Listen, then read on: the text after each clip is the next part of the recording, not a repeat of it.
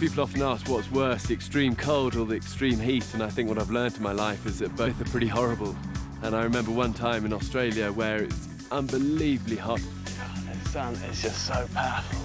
They actually say that if you get dropped into some of the heat in the outback with no survival skills and no water, you'll actually be dead within 3 hours. And that's quite an intimidating environment to go into. The other extreme, of course, is the cold. And I think Scotland was a very dangerous sort of cold just because it's the wet cold. Scotland technically has Arctic conditions, but with a lot of rain.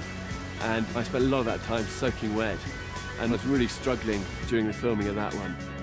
One of the hard things about being in the wilds is just the isolation often.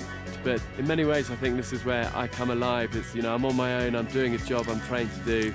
And in many ways, I thrive off those environments.